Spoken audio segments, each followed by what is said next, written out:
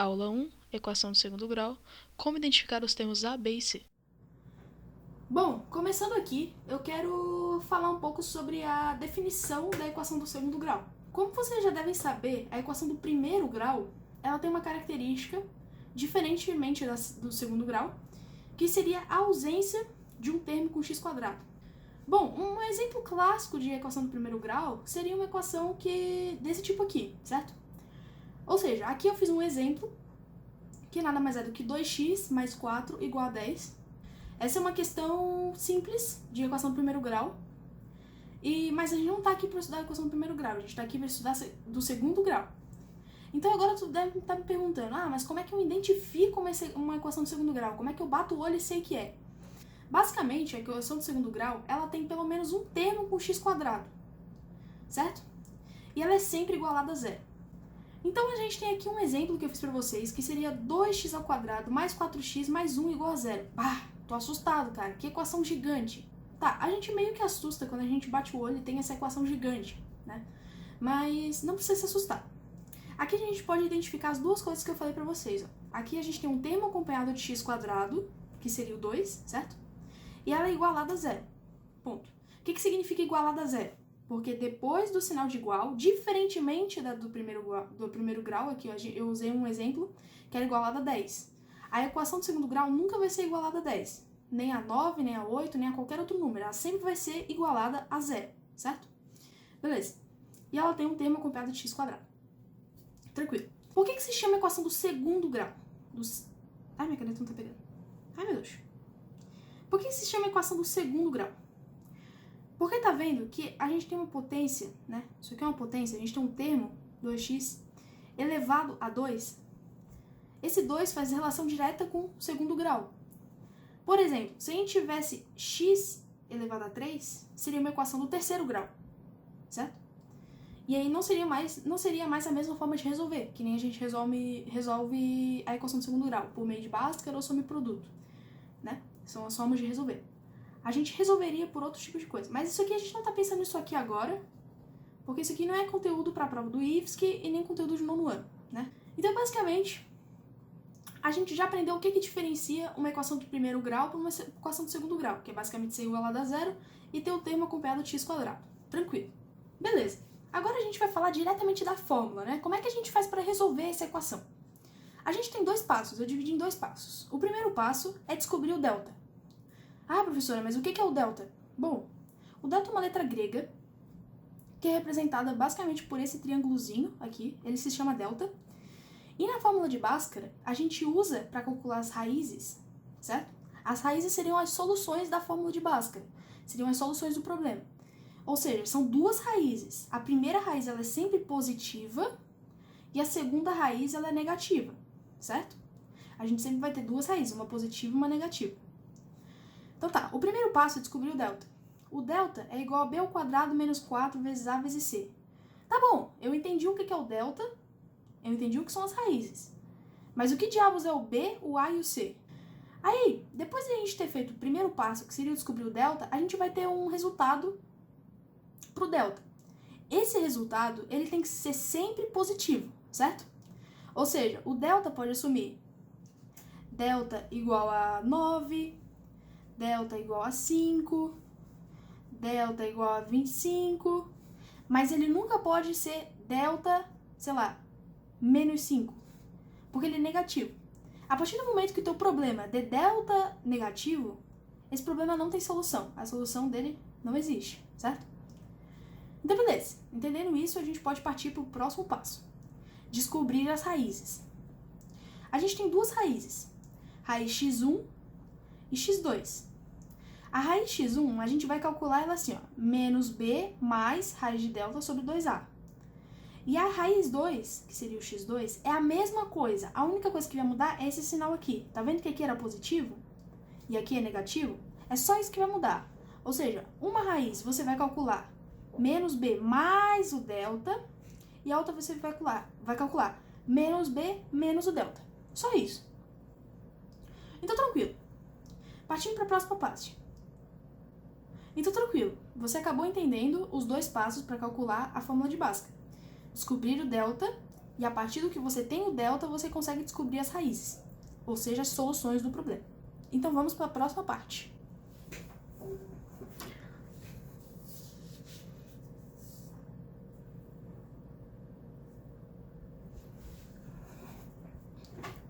Mas e os termos A, B e C, né? Que estão contidos na fórmula de Bhaskara? Como é que a gente faz para identificar os termos a partir da equação de segundo grau? Aqui eu coloquei 3 exemplos para vocês, certo? Partindo de um exemplo mais clássico, mais fácil, até um exemplo um pouquinho mais complexo. Primeiramente, gente, quando a gente bota o olho numa equação de segundo grau, a gente tem que identificar os termos A, B e C. E como vocês podem ter lido já, o A é o termo que está acompanhando o x². O B é o termo que está acompanhando o x. E o C é o termo que está sozinho. Tranquilo. Isso aqui com o tempo vocês vão decorar. Não precisa se desesperar agora e ficar, mas como é que eu vou decorar isso? Calma, não é questão de decorar. A partir do momento que vocês começarem a fazer os exercícios, mais pra frente eu vou trazer alguns exercícios de equação de segundo grau pra vocês. Então não precisa ficar nervoso. Tá de boa. Então tá. Revisando, o A é o termo com x², o B, o termo com x, e o C é o termo que está sozinho. Tranquilo. Eu coloquei aqui do lado uma equação de segundo grau para a gente poder estar analisando quem seria o A, quem seria o B e quem seria o C nessa equação. Seguindo as regrinhas que eu coloquei aqui, se o A é o termo que está com x², o A, tecnicamente, tem que ser o 2, certo? Porque o 2 está acompanhado do x². Para vocês que estão começando na equação de segundo grau, eu adianto o seguinte. É legal que vocês, quando vocês têm uma equação de segundo grau em mãos, por exemplo, essa aqui, vocês, para identificar os termos, coloca sempre o que é o termo embaixo. A gente acabou de descobrir que o A é o termo com x², ou seja, é o 2. Então a gente vai anotar um Azinho aqui embaixo, certo?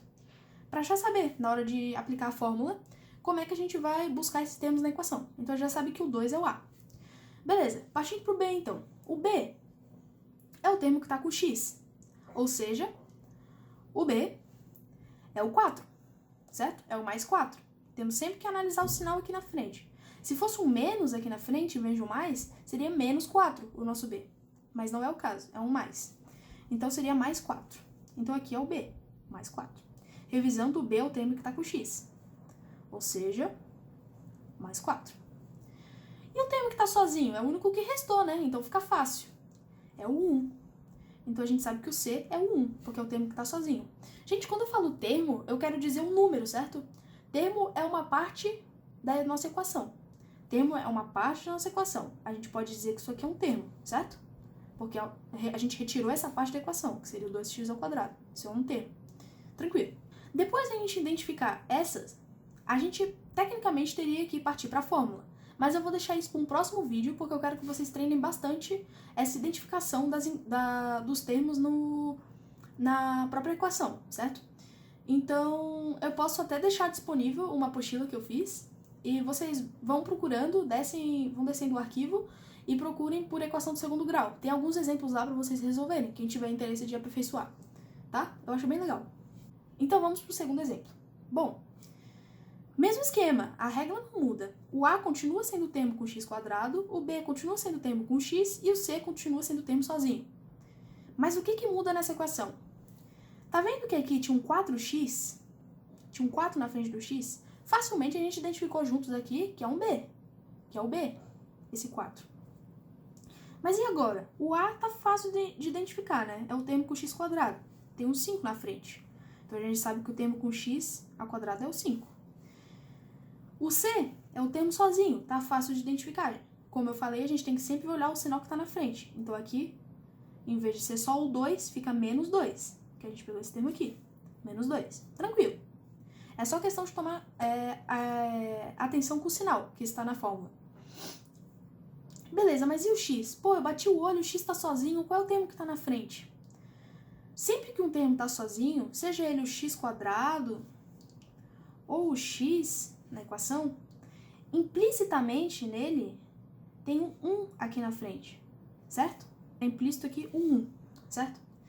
Então o termo com x é 1. Sempre que tiver um termo sozinho, é 1. Se aqui fosse, em vez de 5x², fosse só x², o A seria 1. Entendeu? Beleza. Essa parte é tranquila, né? É só causa um pouquinho de confusão no começo, mas depois você se acostuma. Esse tipo de problema cai bastante em prova porque é questão de saber analisar quais são os termos da equação e não errar na hora de aplicar a fórmula. Agora temos essa equação aqui, x² mais 2x igual a 0. Putz, vamos com calma.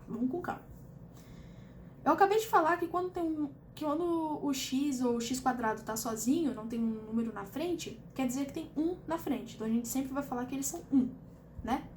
Então o a termo com x² é 1, beleza? O b tem um número junto com ele, certo? É o mais 2. Tranquilo também. Termo com x é o 2. Já cortamos esses dois aqui. Agora falta o c. Mas cadê o c? Cadê o número que tá sozinho? Ele não existe, né? Ele não tá nessa equação. Porque só tá x² mais 2x igual a 0. Cadê o termo que tá sozinho? Cadê o nosso c? Bom, gente, sempre que o c não estiver contido na equação, ele vale 0. Tranquilo? Estão entendendo? Ele vale 0. Ou seja, poderia ser qualquer outra equação. Por exemplo, 2x² mais 4x igual a 0. Nessa aqui também não tem o c, certo? Ou seja, o c é igual a 0. Então, essas são as dicas que eu quis passar para vocês de como encontrar os termos A, B e C na fórmula para aplicar na fórmula de Bhaskara. E são essas noções que vocês têm que ter na hora de fazer os exercícios, né? Nunca esquecer o sinal que está na frente do termo. Ele sempre vai acompanhar, como nesse caso, que o c era menos 2. Quando o c não aparece, quer dizer que ele vale 0. Entende? E é isso, gente. O a sempre o termo que está com x², o b termo que está com x e o c termo que está sozinho. Gente, se vocês tiverem dificuldade para eu fiz entre aspas porque decorar pra mim não vale a pena, entendeu? A única coisa que você tem que decorar é tabuada, entende? Na matemática você tem que entender. Então, entendendo isso aqui, repete o vídeo, cara. Se você não entendeu, repete o vídeo 2, 3, 4 vezes até você pegar a ideia. Se você não entender comigo, entenda por outra pessoa, pega um livro de matemática, tenta entender. Talvez sua forma de aprendizado seja diferente, né? Mas é isso, eu espero ter ajudado. E no próximo vídeo eu vou trazer vários exercícios para quem quiser dar uma estudada a mais. Quem quiser vai pausando o vídeo e vai resolvendo sozinho e depois ver os seus erros, porque na matemática é isso, é ver os erros e corrigir. Mas é isso aí, isso foi a aula e espero que vocês tenham gostado e tenham aprendido como identificar os termos e a diferença entre uma equação de primeiro grau e de segundo grau. Valeu!